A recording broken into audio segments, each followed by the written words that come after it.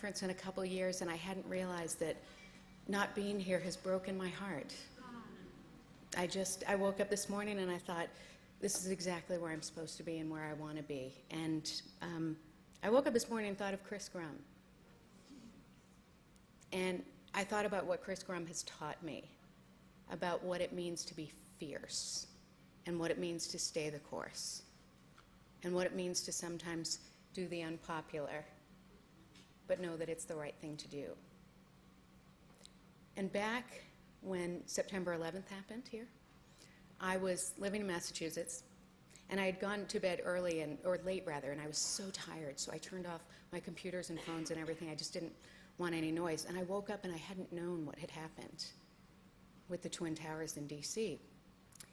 And there were about 15 voicemails when I finally turned my phone back on. And I had a ticket that day to go to New York on Amtrak. And everyone said, well, you're not going, right, et cetera. And then there was a message from Chris Grum. And she said, so I'm stuck in New Jersey, and I'll see you here, right? Because we have donor meetings. What? We have donor meetings? We're keeping the donor meetings?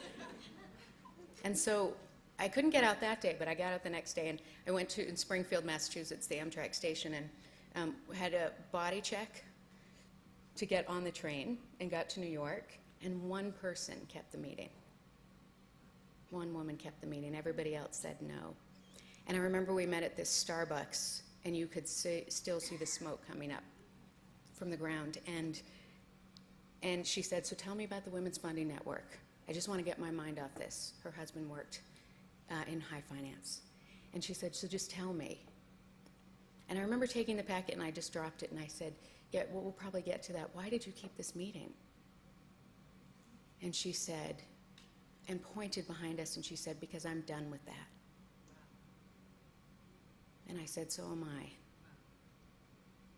So Chris Grum taught me what it means to not make excuses and to not find ways out, or to not give yourself a trap door for why you can't raise money, why you can't open a door for another woman to be with us.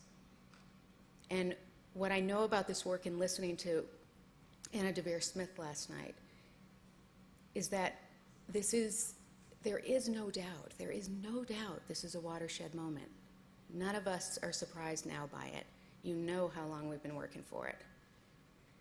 And thank goodness everyone's finally getting it, right? But what does it mean when people start finally getting it? What does it mean for a movement when it starts to make sense to other people? Because there's an identity that happens around this work when you're always on the fringe, when you're always trying to explain what you're doing, when you're always justifying why women and girls are not liabilities, but in fact assets and solutions. And we might not have to be on the defensive posture any longer. And we might not have to over-explain ourselves. And so what's it going to mean for this movement? What's the heart and soul of it now going to look like and be? And for me, it's about keeping it honest first and foremost. We can't start going to center because center's happy to have us there. We have to keep the people coming in really honest about what this work is and what it looks like, and that this is about justice at its core. This isn't about service. This isn't about making anybody feel better. I'm happy if they feel better about themselves while they're doing it, but this is about justice.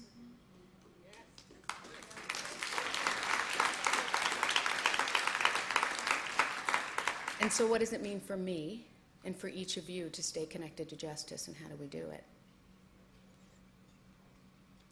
I think we have to make sure we're not always in the boardroom. I think we have to make sure we don't always look at Excel spreadsheets. I think we have to be braver than we've ever been. It's like heart, pain, deep, raw, fierce, brave. Almost to the point of, I might throw up or collapse. Then I want you to take it one step further. Because if we are not that in this movement, nobody else will be. There is no one else coming to step up for this. It's you.